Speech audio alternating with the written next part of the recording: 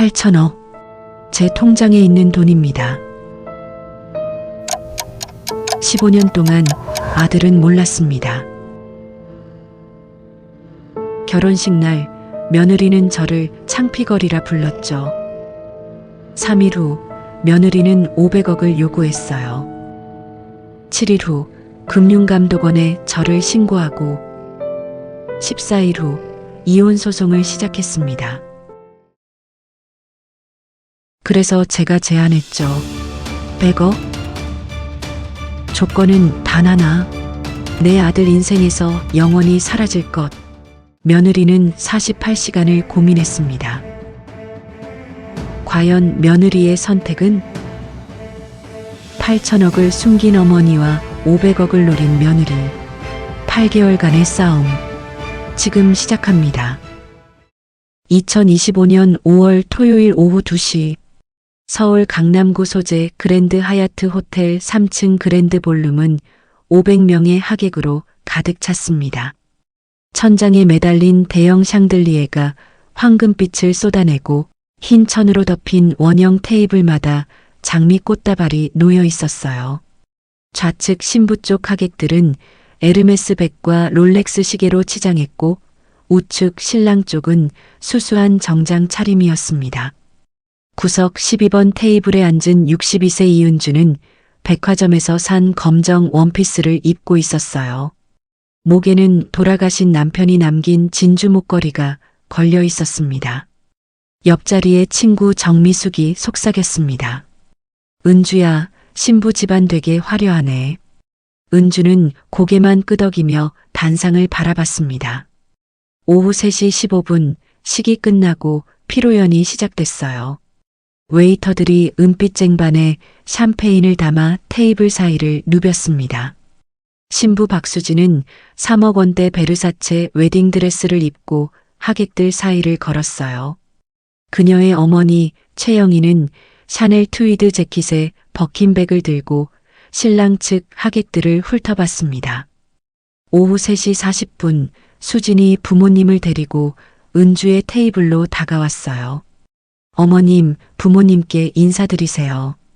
수진의 목소리는 밝았지만 눈빛은 차가웠습니다. 아버지 박철호가 먼저 손을 내밀며 악수를 청했어요.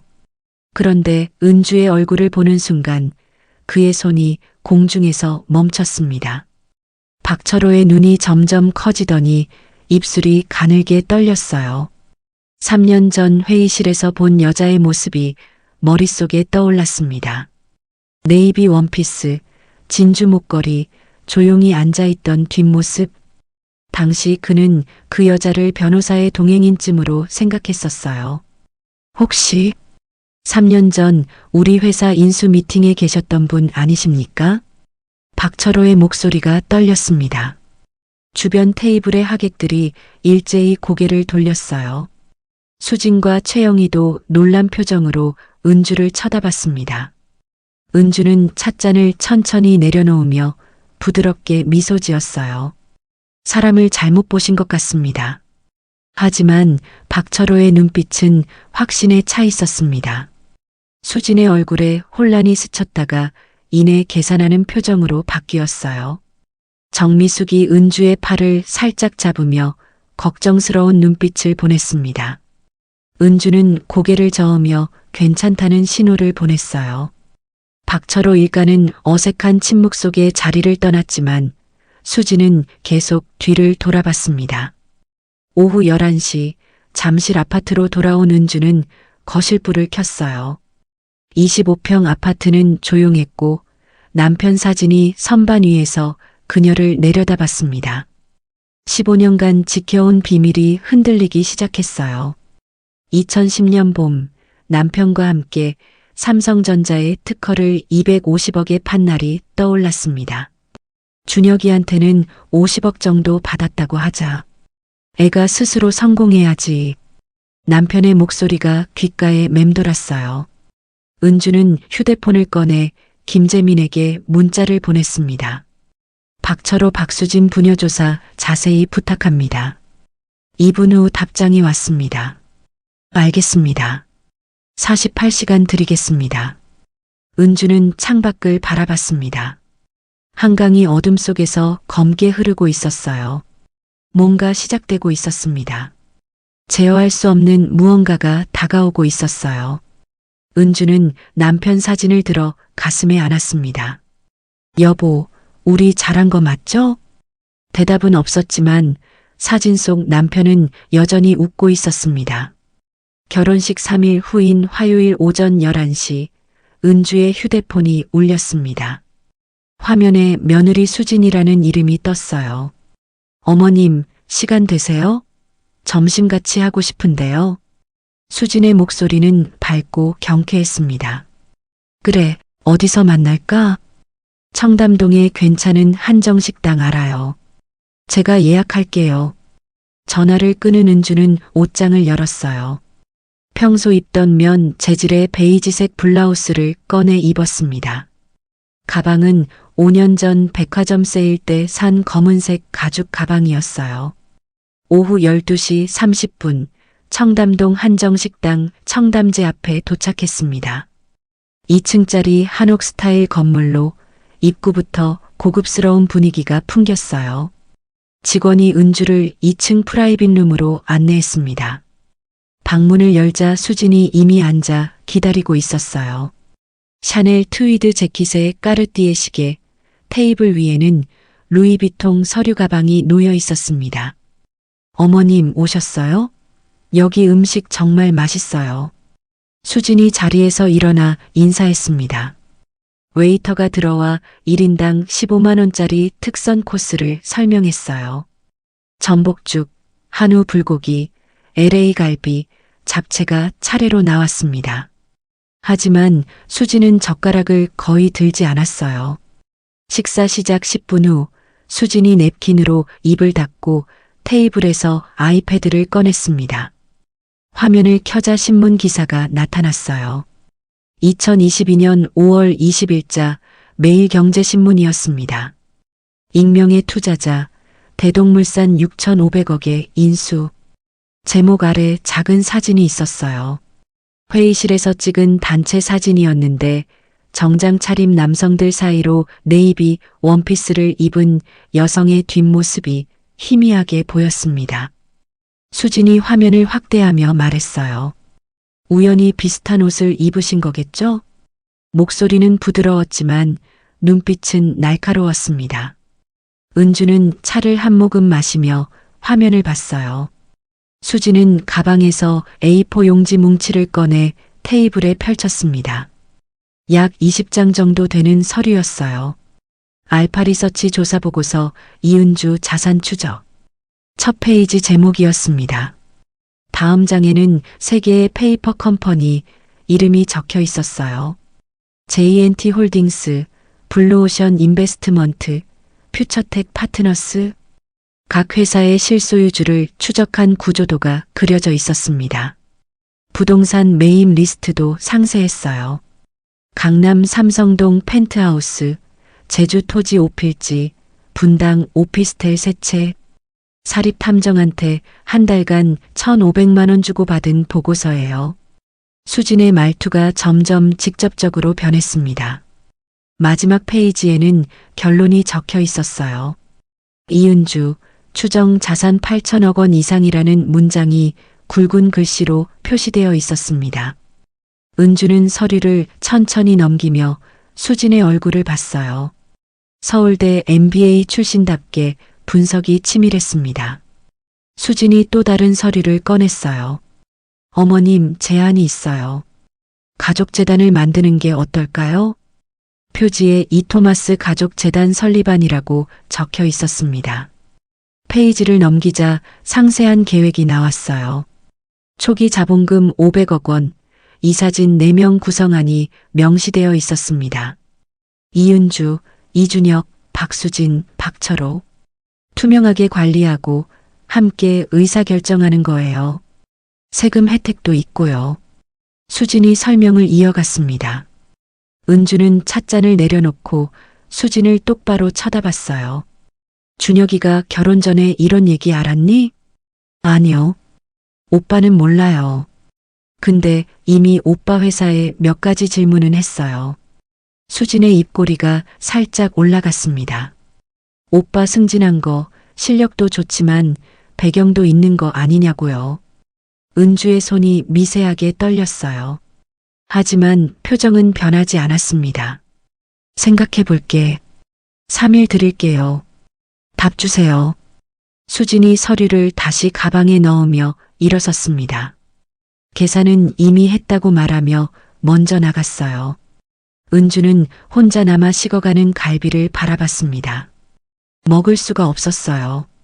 오후 2시 30분 식당을 나온 은주는 택시를 탔습니다. 차 안에서 김재민에게 전화를 걸었어요. 재민 씨, 박수진 전방위 조사 시작해 주세요. 최대한 빨리요. 알겠습니다. 내일 오전까지 1차 보고 드리겠습니다. 전화를 끊고 창밖을 봤어요. 청담동 거리에는 명품 매장들이 줄지어 있었습니다. 은주는 눈을 감았습니다.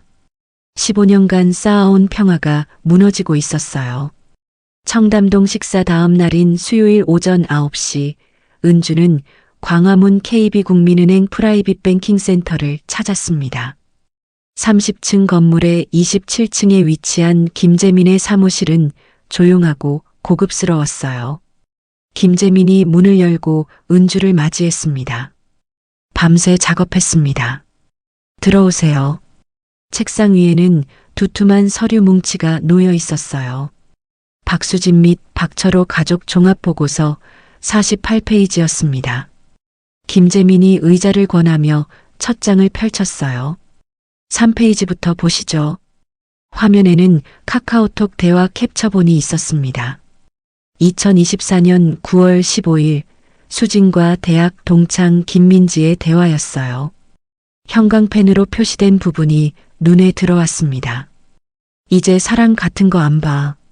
스펙이랑 집안 괜찮은 사람 찾아야지. 은주는 문장을 천천히 읽었어요. 그 대화가 오간 날짜는 준혁을 만나기 28일 전이었습니다. 김재민이 페이지를 넘겼어요. 9페이지부터는 박철호 가족 재정 상태입니다. 대치동 단독주택 시세 50억 원, 담보대출 40억 원이라고 적혀 있었습니다. 월 이자만 800만 원이었어요. 12페이지에는 최영희의 신용카드 사용 내역이 정리되어 있었습니다. 최근 6개월간 월 평균 3,200만 원, 명품 2,100만 원, 뷰티 관리 800만 원, 기타 300만 원, 청담동 피부과, 압구정 네일샵, 신사동 헤어살롱 영수증이 첨부되어 있었어요. 15페이지 보시죠. 박철호의 수입 내역이었습니다. 유일한 수입원은 대동물산 컨설팅료 월 2천만 원. 김재민이 설명을 덧붙였어요. 은주님이 2022년 회사 인수 직후 만들어주신 자리입니다. 박 대표 체면 살려주시려고요. 은주는 고개를 끄덕였어요.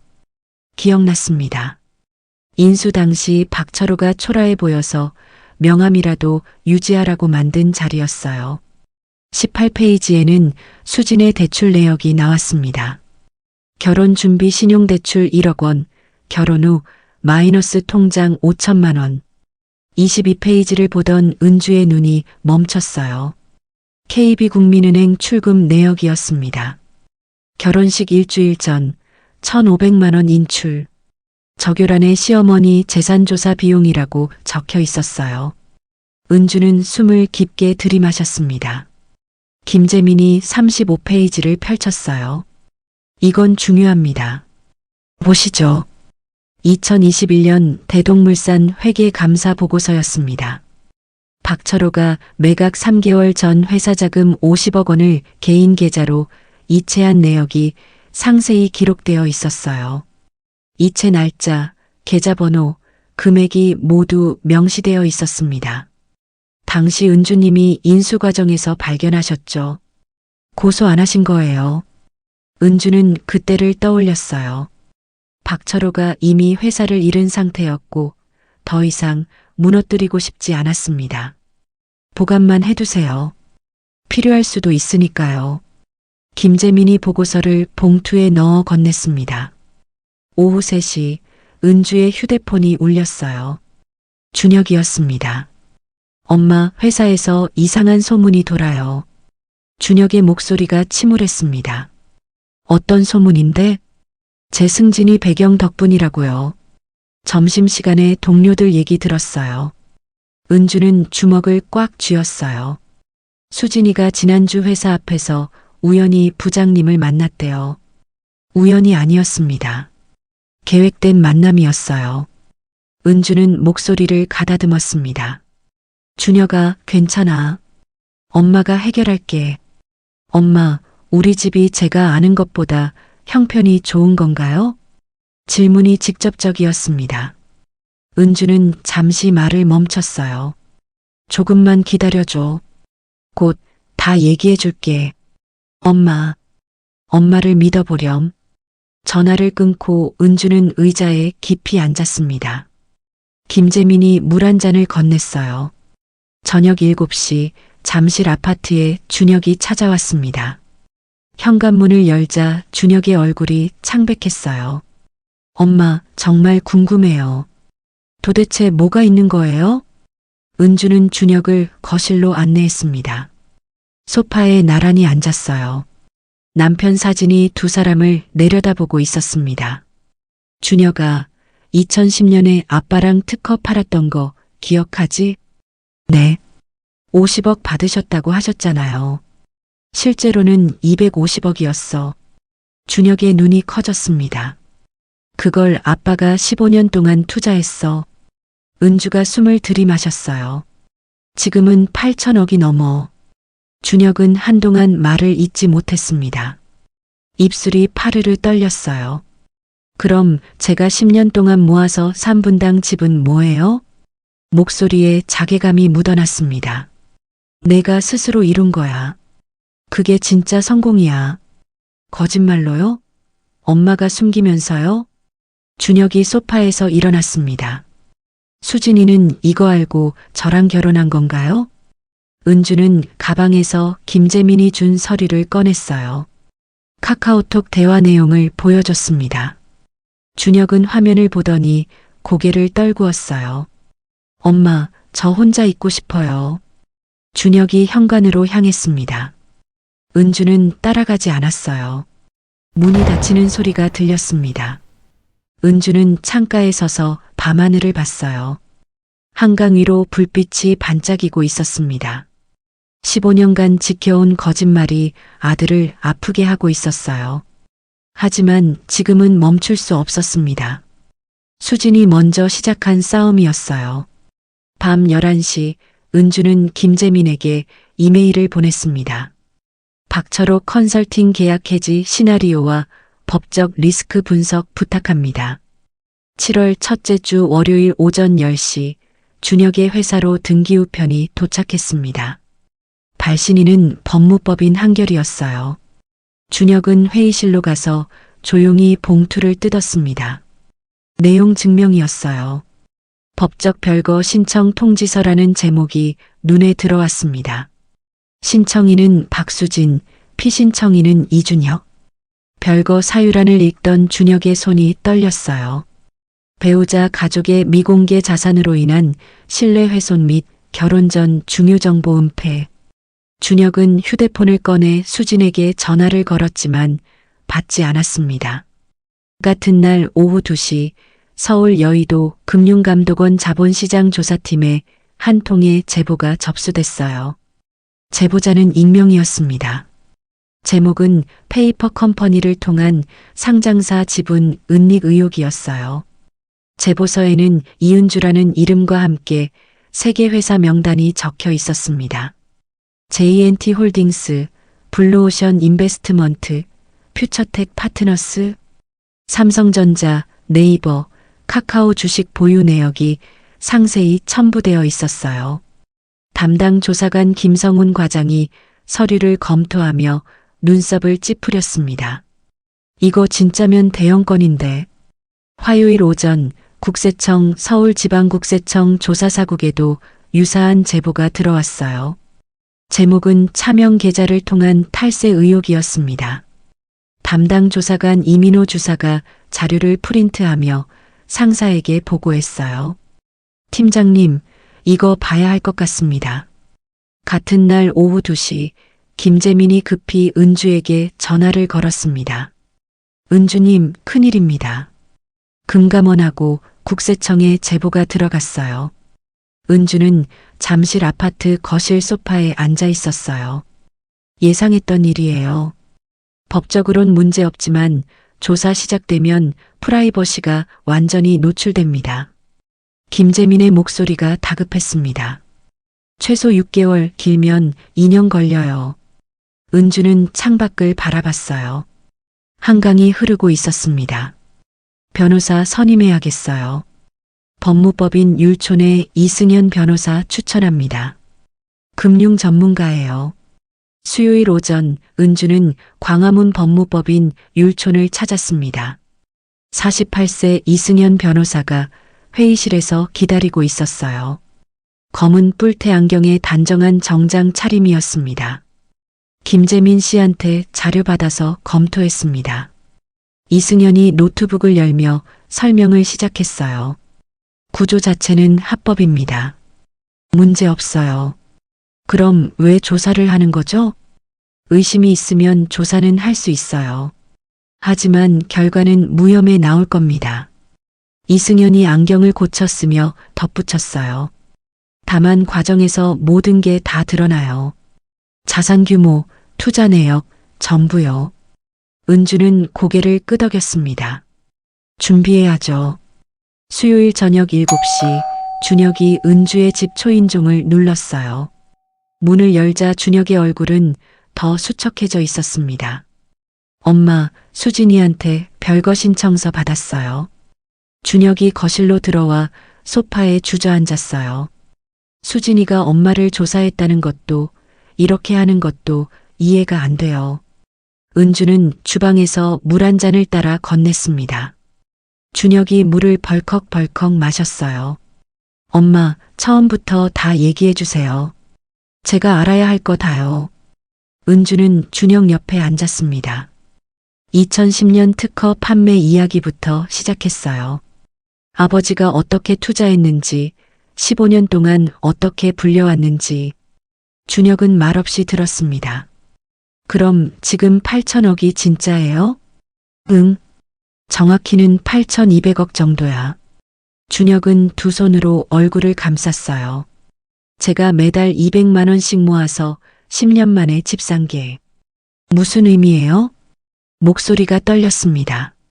그게 진짜 내 성공이야. 엄마 돈 한 푼 안 쓰고 내 힘으로 이룬 거잖아. 그걸 엄마가 거짓말하면서 지킨 거잖아요. 준혁이 소리쳤어요. 은주는 아무 말도 하지 못했습니다. 수진이는요? 수진이는 이거 알고 저랑 결혼한 거예요? 은주는 가방에서 서류를 꺼냈어요. 카카오톡 대화 캡처본을 준혁에게 건넸습니다. 준혁이 내용을 읽더니 서류를 테이블에 내던졌어요. 다 거짓말이었네요. 수진이도 엄마도. 준혁이 일어서며 현관으로 향했습니다. 준혁아, 혼자 있을게요. 문이 닫혔습니다. 은주는 소파에 앉아 남편 사진을 봤어요. 여보, 우리 잘못한 걸까요? 대답은 없었습니다. 목요일 오전 청담동 카페에서 수진과 강민호 변호사가 마주 앉았어요. 강민호가 서류를 펼치며 말했습니다. SEC 제보까지 들어갔으니 이은주 측이 먼저 손 내밀 겁니다. 얼마까지 받을 수 있을까요? 수진의 눈이 반짝였습니다. 최소 1,000억은 목표로 하죠. 가족 신탁 형태로요. 강민호가 커피를 한 모금 마셨어요. 이사회 구성에서 의사결정권 확보하는 게 중요합니다. 수진은 고개를 끄덕이며 미소 지었습니다. 이제 시작이네요. 목요일 저녁 은주는 이승현 변호사에게 전화를 걸었어요. 대응 전략 세워야 합니다. 상대 측이 움직이고 있어요. 내일 오전에 만나시죠. 본격적으로 준비합시다. 전화를 끄는 은주는 창밖을 봤습니다. 서울의 밤이 깊어가고 있었어요. 싸움이 시작됐습니다. 은주는 더 이상 물러설 수 없었어요. 7월 셋째 주 월요일 오후 2시 광화문 법무법인 율촌 12층 대회의실 문이 열렸습니다. 타원형 테이블을 중심으로 양쪽에 의자가 배치되어 있었어요. 창밖으로 광화문 광장과 경복궁이 한눈에 보였습니다. 은주가 먼저 도착해 김재민, 이승현 변호사와 함께 왼쪽에 앉았어요. 은주는 회색 블라우스에 검은색 슬랙스를 입고 있었습니다. 오후 2시 5분 수진이 강민호 변호사와 함께 들어왔어요. 뒤따라 박철호와 최영희가 나타났습니다. 최영희는 샤넬 재킷에 에르메스 백을 들고 있었어요. 회의실 분위기가 순식간에 긴장감으로 가득 찼습니다. 양측이 자리에 앉자 침묵이 흘렀어요. 강민호가 먼저 서류 봉투를 열며 입을 열었습니다. 오늘 이 자리는 가족 간 오해를 풀고 합리적 해결책을 찾기 위함입니다. 그의 목소리는 차분했지만 단호했어요. 이은주 씨께서 상당한 자산을 보유하시면서도 가족에게 숨기신 것은 신의성실 원칙에 어긋납니다. 이승현 변호사가 즉시 반박했습니다. 이은주 씨의 자산 형성 과정은 모두 합법적입니다. 가족에게 고지할 법적 의무는 없어요. 강민호가 40페이지짜리 제안서를 테이블 중앙에 놓았어요. 그럼에도 가족이니 함께 나아갈 방법을 제안합니다. 제안서 표지에 가족 신탁 구조안이라고 적혀 있었습니다. 강민호가 핵심 내용을 설명하기 시작했어요. 이은주 씨께서 1,000억 원을 출연해 가족 신탁을 설립합니다. 박철호가 고개를 끄덕였어요. 이사회는 이은주, 이준혁, 박수진, 박철호 사인으로 구성하고요. 최영희가 입꼬리를 살짝 올렸습니다. 주요 의사결정은 과반수 찬성으로 합니다. 매우 민주적이죠. 이승현이 펜으로 테이블을 톡톡 두드렸어요. 그건 이은주 씨 자산을 타인이 통제하겠다는 얘기 아닙니까? 강민호가 미소를 지으며 말했습니다. 금감원과 국세청 조사가 진행 중입니다. 언론 보도 시작되면 이준혁 씨 평판에도 타격이 가요. 바로 그때 회의실 문이 열렸습니다. 준혁이 들어왔어요. 모두의 시선이 그에게 쏠렸습니다.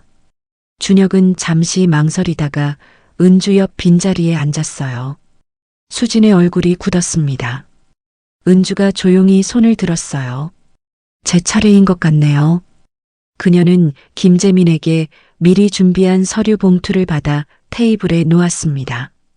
3개의 봉투였어요. 은주가 첫 번째 봉투를 열었습니다. 합의서 초안입니다. 서류를 펼치자 큰 글씨로 100억 원 합의안이라고 적혀 있었어요. 박수진 씨에게 현금 100억 원을 일시 지급합니다. 최영희의 눈이 커졌어요. 대신 모든 법적 청구를 포기하고 이준혁과 이혼하며 향후 우리 가족과 일체 연락을 금지합니다. 수진이 의자를 뒤로 밀며 일어났습니다. 이게 무슨 소리예요? 은주는 두 번째 봉투를 열었어요. 2021년 대동물산 회계감사 보고서입니다. 박철호의 얼굴이 하얗게 변했습니다. 박철호 씨께서 매각 3개월 전 회사 자금 50억 원을 개인 계좌로 이체하신 내역이에요. 서류에는 날짜, 계좌번호, 금액이 선명하게 표시되어 있었어요. 최영희가 남편을 돌아보며 소리쳤습니다. 이게 사실이에요? 박철호는 고개를 숙인 채 대답하지 못했어요. 은주가 세 번째 봉투를 열었습니다. 검찰 고소장 초안입니다. 업무상 횡령죄로 박철호 씨를 고소하는 내용이에요. 강민호가 당황한 표정으로 서류를 받아들었어요. 이미 이승현 변호사의 검토까지 마친 완성된 고소장이었습니다. 2가지 선택지가 있습니다. 은주의 목소리는 차분했어요. 100억을 받고 조용히 떠나시거나 거절하시면 박철호 씨는 횡령으로 고소되고 컨설팅 계약은 즉시 해지됩니다. 은주가 시선을 수진에게 고정했습니다. 대치동 집은 3개월 내에 경매 넘어가실 거예요. 회의실이 정적에 휩싸였어요. 박철호는 두 손으로 얼굴을 감쌌습니다. 최영희는 남편을 노려보며 입술을 깨물었어요. 강민호가 은주를 쳐다보며 말했습니다. 시간을 주십시오. 검토가 필요합니다.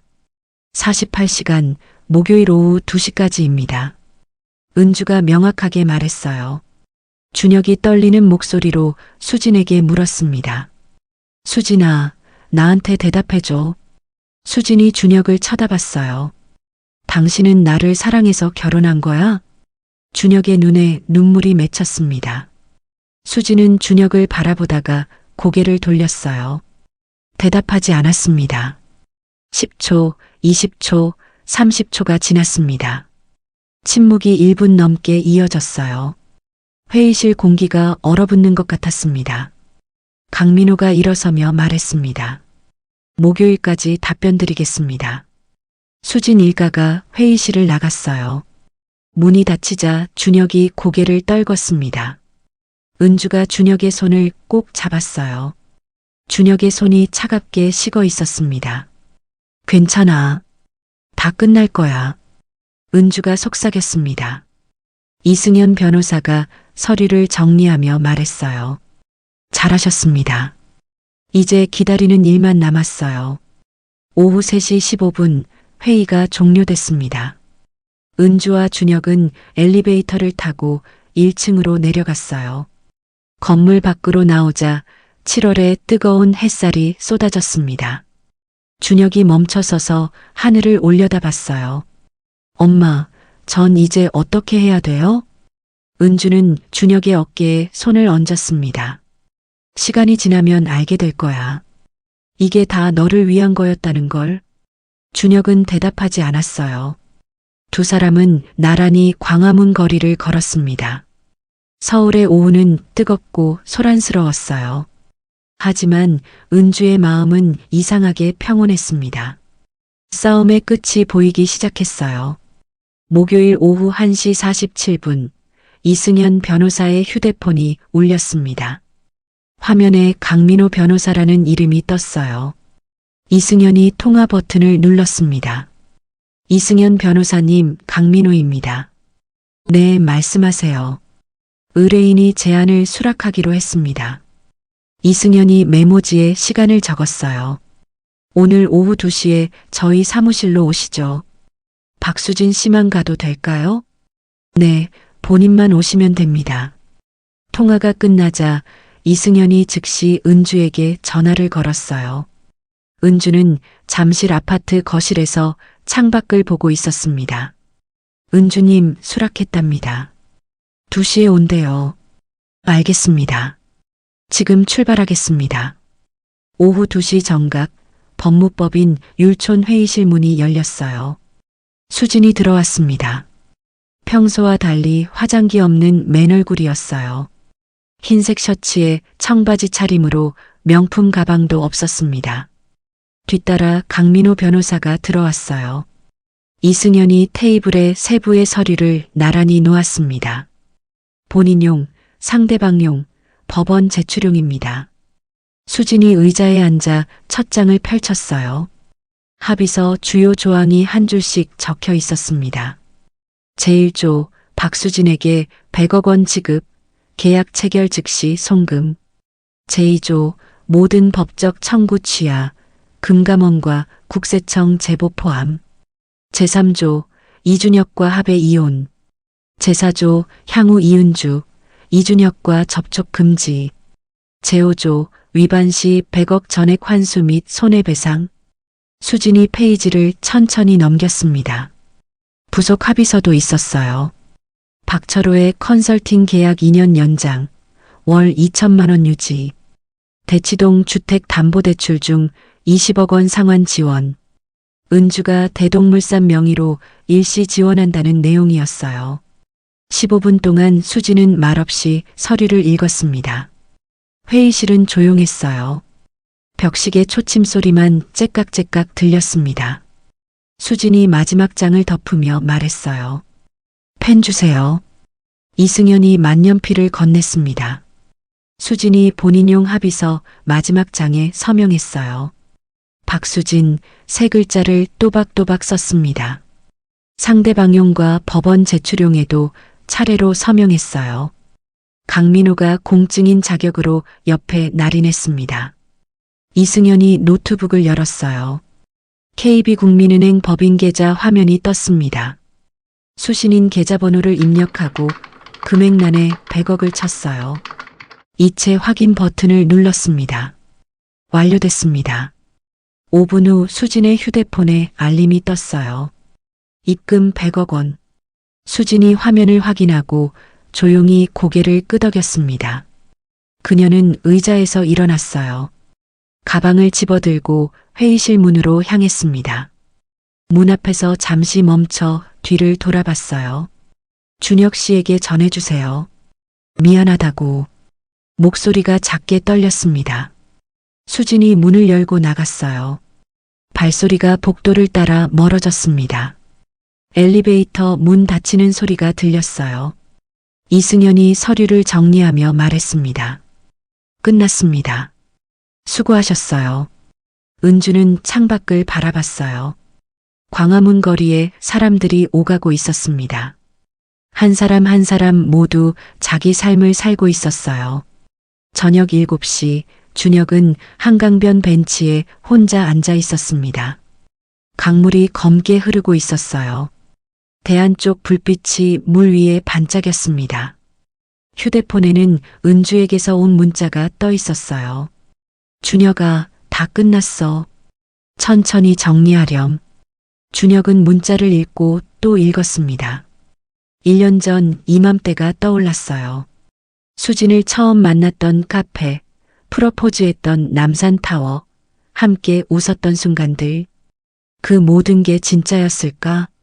준혁은 한숨을 길게 내쉬었습니다. 은주는 잠실 아파트에서 저녁을 준비하고 있었어요. 혼자 먹는 저녁이었지만 정성스럽게 차렸습니다. 된장찌개, 계란말이, 시금치나물. 밥을 뜨려는데 초인종이 울렸어요. 문을 열자 준혁이 서 있었습니다. 엄마, 들어와. 준혁이 현관에 들어서며 신발을 벗었어요. 거실로 들어와 소파에 앉았습니다. 은주가 물 한 잔을 따라 건넸어요. 이혼 서류 제출했어요. 내일부터 효력 발생한대요. 준혁의 목소리는 평온했습니다. 은주는 준혁 옆에 앉았어요. 미안해. 엄마가 잘못한 건 아니에요. 준혁이 물을 한 모금 마셨습니다. 근데 생각을 정리할 시간이 필요할 것 같아요. 은주가 준혁의 손을 잡았어요. 당분간 회사 일에 집중해. 엄마는 조용히 지낼게. 제주도 가신다고요? 그래, 거기서 좀 쉬려고. 준혁이 고개를 끄덕였습니다. 좋은 선택인 것 같아요. 8월 첫째 주 은주는 잠실 아파트 매물을 내놓았어요. 부동산 중개사가 집을 둘러보며 가격을 매겼습니다. 이 평수에 2층 수면 25억 정도 받으실 수 있어요. 은주는 고개를 끄덕였습니다. 13년 동안 살았던 집이었어요. 준혁이 대학 졸업하고 첫 직장 다닐 때도 남편이 세상 떠났을 때도 이 집에 있었습니다. 김재민과 만나 제주도 부동산 자료를 검토했어요. 서귀포시 중문동 단층 주택이 눈에 들어왔습니다. 대지 300평, 건평 80평, 바다가 보이는 집이었어요. 이거요. 이 집으로 할게요. 김재민이 계약서를 준비했습니다. 그리고 재민 씨, 이토마스 장학재단 본격적으로 시작합시다. 초기 자본금 얼마로 할까요? 200억으로 시작해요. 매년 가난한 공대생 50명에게 전액 장학금을 지급합니다. 김재민이 메모하며 고개를 끄덕였어요. 법인 설립 절차 바로 들어가겠습니다. 8월 셋째 주 이삿짐을 싸기 시작했습니다. 필요한 것만 챙겼어요.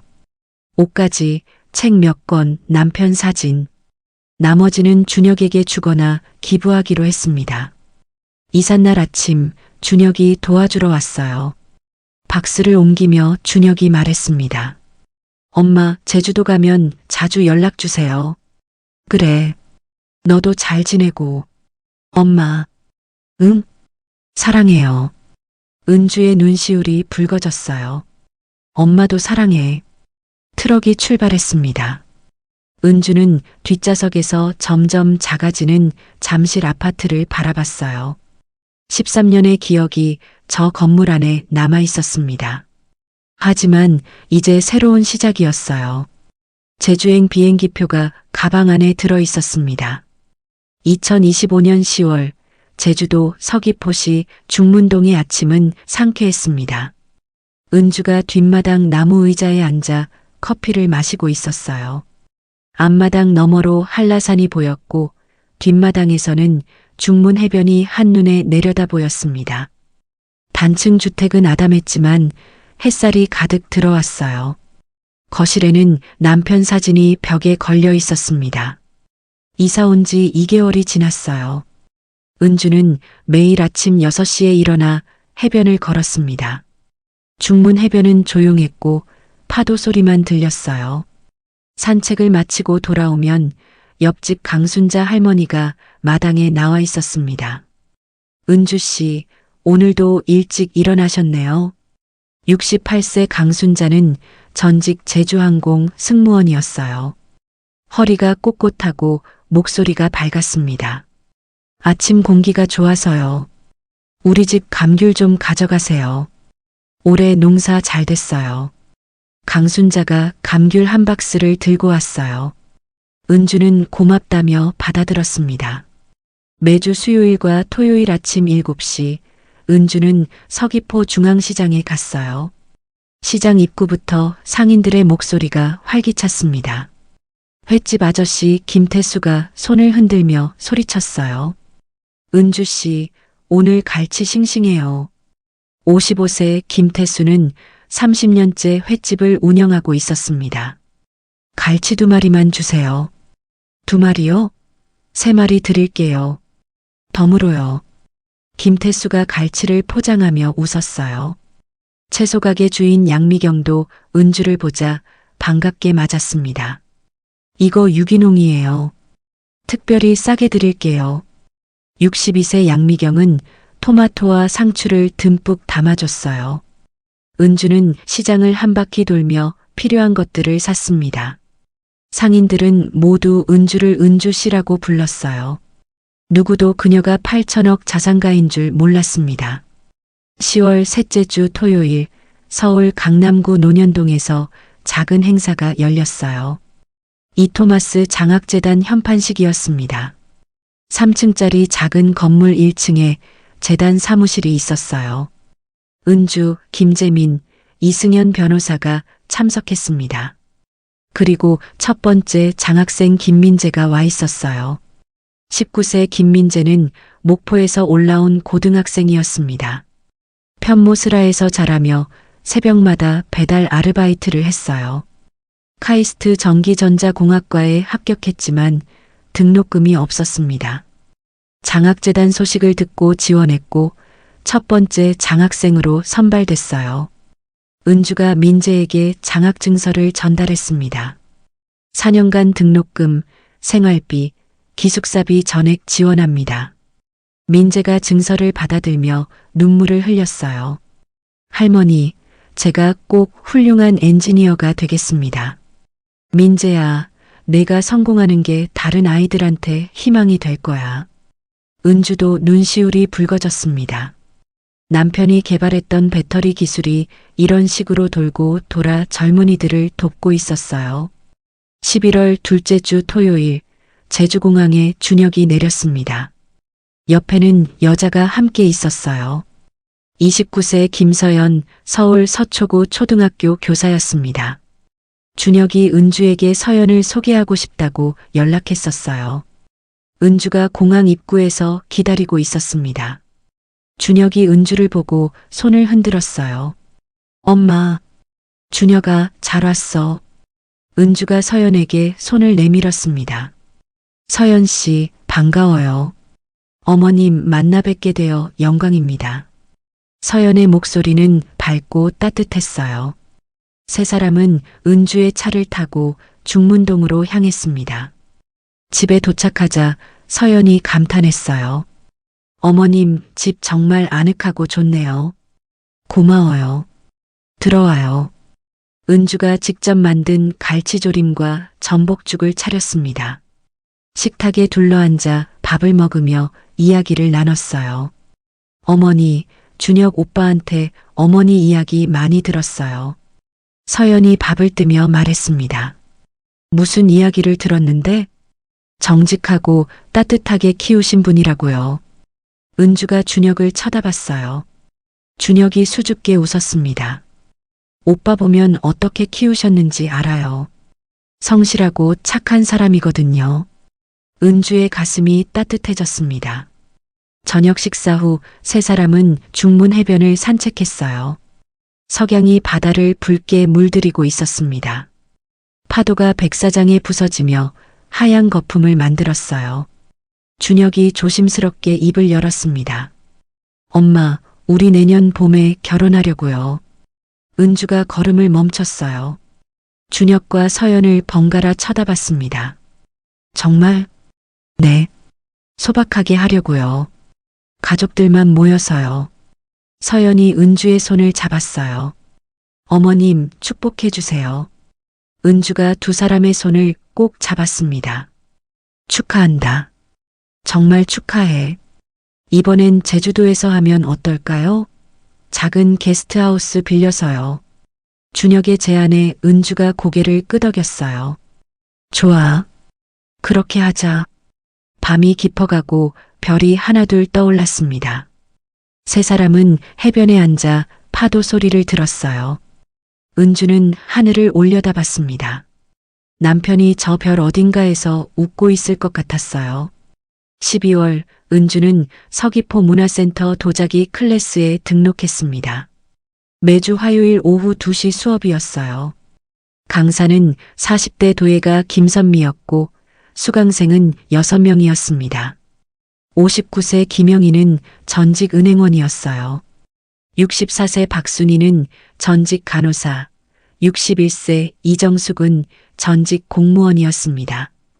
은주 씨, 첫 작품 멋지네요. 김영희가 은주가 빚은 찻잔을 보며 말했습니다. 아직 멀었어요. 우리 목요일마다 올레길 걷는데 같이 갈래요? 박순희가 물었어요. 은주는 흔쾌히 수락했습니다. 목요일마다 4명은 올레길을 걸었어요. 7코스, 10코스, 15코스를 차례로 완주했습니다. 걸으며 서로의 이야기를 나눴어요. 과거 직장 이야기, 자녀 이야기, 제주 생활 이야기. 은주는 많이 말하지 않았지만 다른 사람들 이야기를 잘 들어줬습니다. 크리스마스 이브, 은주는 경기도 양평으로 향했어요. 남편 산소가 있는 곳이었습니다. 산소 앞에 무릎을 꿇고 앉아 술 한 잔을 따랐어요. 여보, 우리 잘했죠? 바람이 불어와 나뭇가지를 흔들었습니다. 준혁이 좋은 사람 만났어요. 이번엔 진짜 사랑하는 사람이에요. 은주의 목소리가 떨렸어요. 당신이 남긴 돈으로 아이들 돕고 있어요. 50명이나요. 눈물이 뺨을 타고 흘러내렸습니다. 제주도 집도 마음에 들어요. 바다 보이고 조용하고. 은주는 한참 동안 산소 앞에 앉아 있었어요. 해가 서쪽으로 기울고 있었습니다. 돌아갈 시간이었어요. 다음에 또 올게요. 준혁이 결혼식 때 꼭 데리고 올게요. 은주가 일어서며 산소를 한 번 더 쳐다봤습니다. 남편이 미소 짓는 것 같았어요. 2026년 5월 은주가 제주로 이주한 지 7개월이 지났습니다. 서귀포 중문동은 완전히 그녀의 삶의 터전이 되어 있었어요.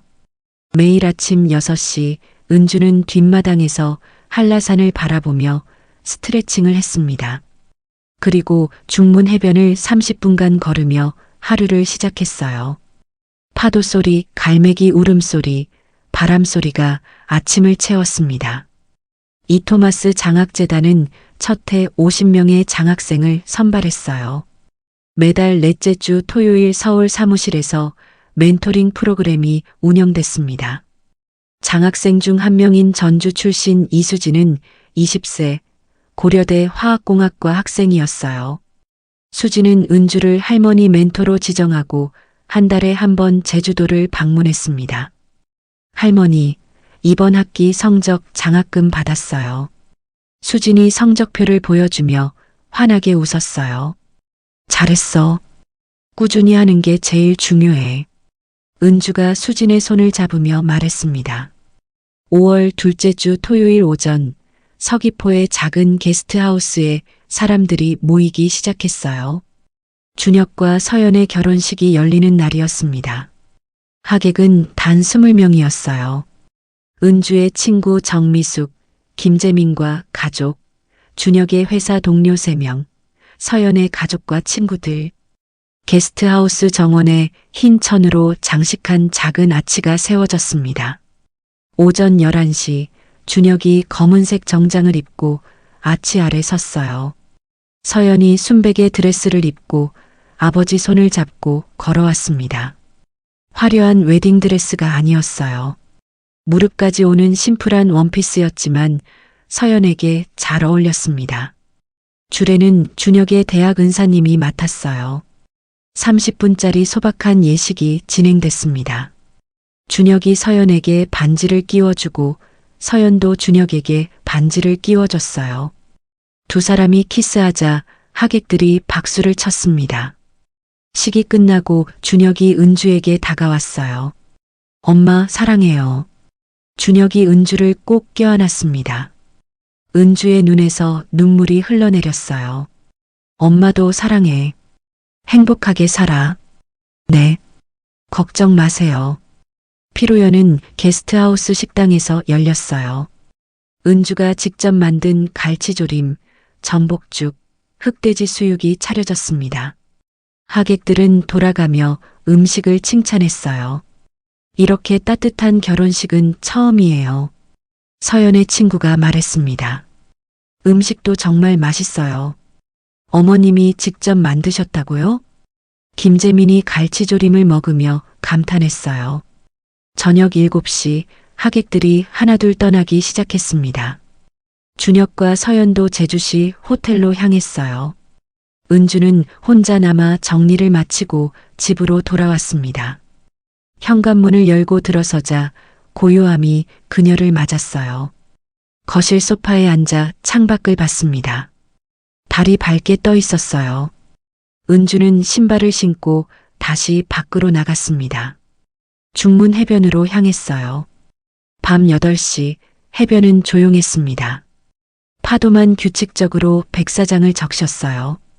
은주는 벤치에 앉아 바다를 바라봤습니다. 지난 1년이 주마등처럼 스쳐 지나갔어요. 준혁의 결혼식에서 박철호가 자신을 알아본 순간, 수진이 청담동 한정식당에서 500억을 요구하던 모습, 광화문 회의실에서 100억을 제시하던 때, 준혁이 수진에게 나를 사랑했냐고 물었던 순간, 수진은 100억을 받고 떠났어요. 그 후로 소식이 없었습니다. 어디서 무엇을 하고 있는지 알 수 없었어요. 하지만 은주는 더 이상 그것이 중요하지 않았습니다.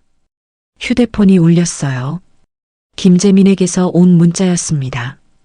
박철호 씨가 컨설팅 계약 연장 감사 인사 전화랍니다.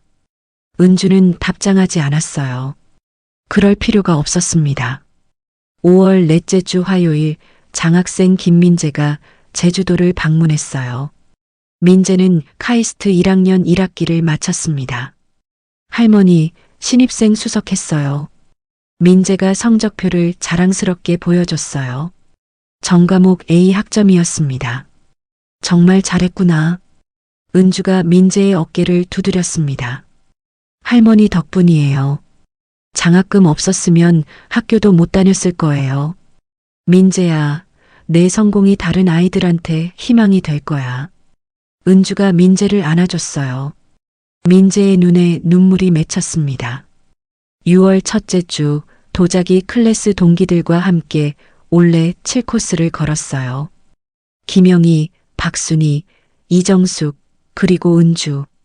4명은 아침 일찍 출발해 10km를 완주했습니다. 마지막 지점에 도착하자 모두 환호성을 질렀어요. 은주 씨, 제주 온 게 어때요? 김영희가 물었습니다. 내 인생 최고의 결정이에요. 은주가 진심으로 대답했어요. 서울에 뭐가 있었어요? 박순희가 호기심 어린 눈으로 물었습니다. 별거 없었어요. 은주가 웃으며 답했어요. 정말 그랬습니다. 8천억이 있었지만 그것만으로는 행복하지 않았어요. 7월 서귀포 중앙시장 상인회에서 은주를 찾아왔습니다. 상인회장 강수철이 작은 현판을 들고 왔어요. 은주 씨, 우리 시장 명예시민으로 모시고 싶습니다. 명예시민이요? 네. 항상 우리 시장 찾아주시고 상인들한테 친절하시잖아요. 현판에는 문구가 새겨져 있었어요. 따뜻한 마음으로 우리 시장을 사랑해 주시는 이은주님께. 은주의 눈시울이 붉어졌습니다. 고맙습니다. 제가 더 고마워요. 현판은 집 거실벽에 걸렸어요. 남편 사진 옆이었습니다. 8월 어느 날 저녁 은주는 집 앞마당에 앉아 있었어요. 한라산에서 불어오는 바람이 시원했습니다. 하늘에 별이 하나둘 떠올랐어요. 은주는 하늘을 올려다보며 생각했습니다. 15년간 숨어 살았지만 이제는 자유롭다. 재산이 많아서가 아니었어요. 그 재산을 어떻게 써야 하는지 알기 때문이었습니다. 장학금으로 50명의 아이들을 돕고 아들이 진짜 사랑을 찾도록 도왔어요. 이제 제주에서 평범한 이웃으로 살고 있었습니다. 휴대폰이 울렸어요. 준혁에게서 온 사진이었습니다. 준혁과 서연이 한강변에서 찍은 셀카였어요. 두 사람 모두 환하게 웃고 있었습니다. 엄마, 우리 잘 지내요. 보고 싶어요. 은주가 답장을 보냈습니다. 엄마도 잘 지내. 사랑한다. 밤이 깊어갔어요. 은주는 마당 의자에 앉아 한참 동안 별을 봤습니다. 남편이 저 별 어딘가에 있을 거예요. 미소 지으며 자신을 바라보고 있을 것 같았습니다. 여보, 우리 잘했죠? 준혁이 행복해요. 바람이 불어와 나뭇잎을 흔들었어요. 남편의 대답 같았습니다. 은주는 집 안으로 들어갔어요. 거실 불을 끄고 침실로 향했습니다. 침대에 누워 눈을 감았어요. 내일 아침에도 해변을 걸을 거예요. 시장에 가서 장을 보고 이웃들과 이야기를 나눌 거예요. 평범하고 소박한 하루. 하지만 그 속에 진짜 행복이 있었습니다. 62세 이은주는 제주 바다 앞에서 인생의 새로운 장을 펼치고 있었어요. 돈이 아니라 사람으로, 자산가가 아니라 이웃으로, 보이지 않는 힘이 아니라 따뜻한 마음으로. 진짜 창피한 건 돈만 보고 사는 게 아니라 사람을 보지 못하는 거였습니다. 은주는 그것을 이제 알았어요. 그리고 남은 인생을 그렇게 살 거였습니다. 밤하늘에 별이 쏟아지고 제주 바다에 달빛이 부서졌습니다. 이은주의 진짜 인생이 시작되고 있었어요.